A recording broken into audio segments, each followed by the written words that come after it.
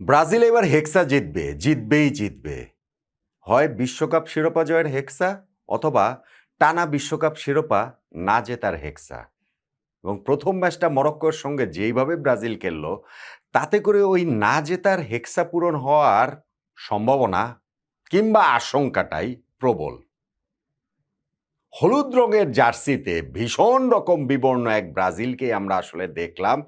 তাও তো তারা দ্বিতীয়ার্ধে একটু গুছিয়ে নিয়েছিল। প্রথমার্ধে শুরুটা মরক্কোর সঙ্গে যেভাবে করেছিল, তাতে করে এই ম্যাচ যে ব্রাজিল হার এড়িয়ে বেরিয়ে আসতে পারবে বোঝা যায়নি, ভাবা যায়নি। ভিনিসিয়াস জুনিয়রের একটা ম্যাজিক্যাল গোল সত্ত্বেও ব্রাজিলের যে পারফরম্যান্স, সেইটা সমর্থকদের খুব একটা আশাবাদী করার কোনো কারণ নেই। হ্যাঁ, ঠিক আছে, এইবারের গ্রুপ পর্বে বিশ্বকাপের এইটা সবচেয়ে বড় ম্যাচ। হ্যাঁ, ঠিক আছে, মরক্কো গতবার তারা সেমিফাইনাল পর্যন্ত পৌঁছে গিয়েছিল, স্পেনকে হারিয়ে, পর্তুগালকে হারিয়ে, গ্রুপ পর্বে ক্রোয়েশিয়া বেলজিয়ামকে টপকে গ্রুপ চ্যাম্পিয়ন হয়ে, সবই ঠিক আছে। কিন্তু সেই মরক্কো ফিফা র্যাঙ্কিংয়ে ৭ নম্বরেও আছে, বুঝলাম। ব্রাজিল ৬ নম্বরে, বুঝলাম। কিন্তু ওয়ার্ল্ড কাপ তো ওয়ার্ল্ড কাপ। সেই ওয়ার্ল্ড কাপে কার্লো অ্যানচেলত্তির ব্রাজিলকে যেই রকম মেরে লাগলো, এই ব্রাজিলকে আসলে ওইভাবে বললে আর কি, যে এরকম ব্রাজিলকে দেখে তো এখন মানে অভ্যস্তই হয়ে গেছে সবাই। ব্রাজিলের খেলায় সাম্বার কোনো ছিটে ফোটাও নেই, কিসের যোগবনিত, কোনো মতে নিজেরা টিকে থাকার জন্যই যেন খেলেছে, স্পেশালি ফার্স্ট হাফটা।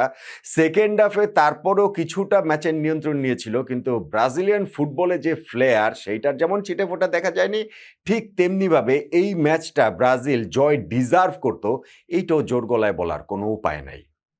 দেখেন, গত বিশ্বকাপের প্রথম ম্যাচ কিন্তু আর্জেন্টিনা হেরেছিল সৌদি আরবের কাছে, তারপরে তারা বিশ্বকাপ জিতেছে না। ওয়ার্ল্ড কাপের প্রথম ম্যাচ মরক্কোর সঙ্গে ব্রাজিল ড্র করেছে, এটা এন্ড অফ দ্য ওয়ার্ল্ড না, ডেফিনেটলি না।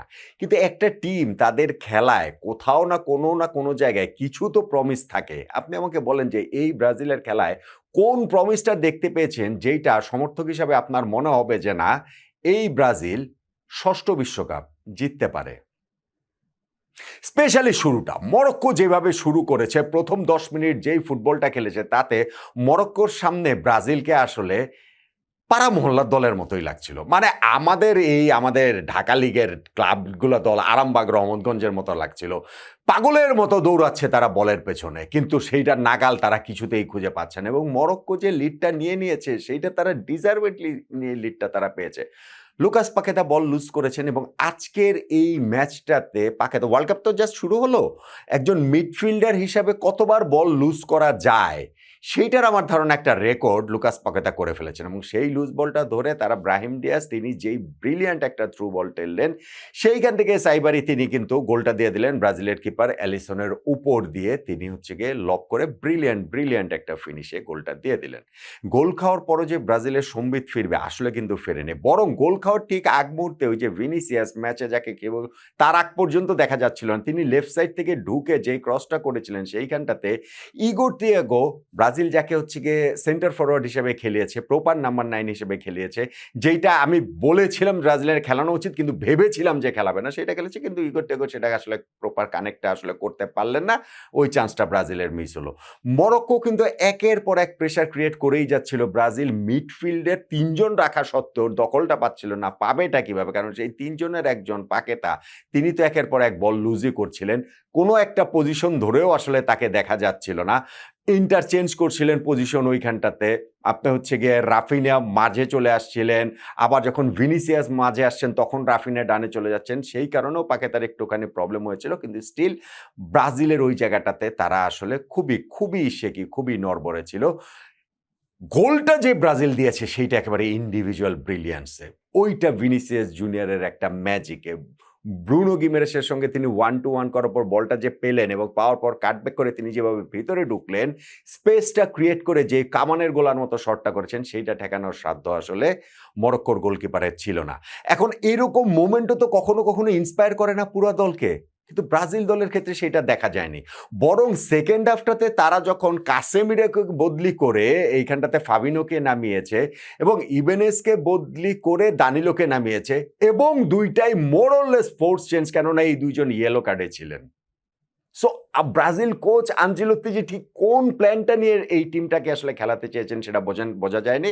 তবে এইটা ঠিক যে ফাবিনিও নামার পরে মিডফিল্ডের কন্ট্রোলটা ব্রাজিলের হাতে অনেক কিছুটা আসে এবং ওই জায়গাটাতে ব্রাজিল কিছু চান্সও ক্রিয়েট করে। স্পেশালি আপনি যদি ধরেন যে রাফিনিয়া, ভিনিসিয়াস জুনিয়র তাদের কিছু কম্বিনেশন প্লে ছিল যেখানটাতে রাফিনিয়া একবার একটুখানি টোপক থেকে একটা দূরে ছিলেন। লুইস এনরিকের ক্ষেত্রেও একটা হয়েছে যে ওইরকম একটা টোপক থেকে তিনি দূরে ছিলেন, আর আরেকটা জায়গায় রাফিনিয়ার শটটা সরাসরি কিপারের কাছে চলে যায়। ওই রকম কিছু বিচ্ছিন্ন সুযোগ ব্রাজিল তৈরি করেছে, কিন্তু একদম ক্লিয়ার কাট অপরচুনিটি যে না গোল হবারই কথা ছিল, সেইটা কিন্তু ব্রাজিল পারেনি। বরং ইনজুরি টাইমের শেষ মোমেন্টে গিয়ে তো 100 নাম্বার মিনিটে ওই সময় তো হচ্ছে গিয়ে গোল খাওয়ার দশা হয়ে গিয়েছিল।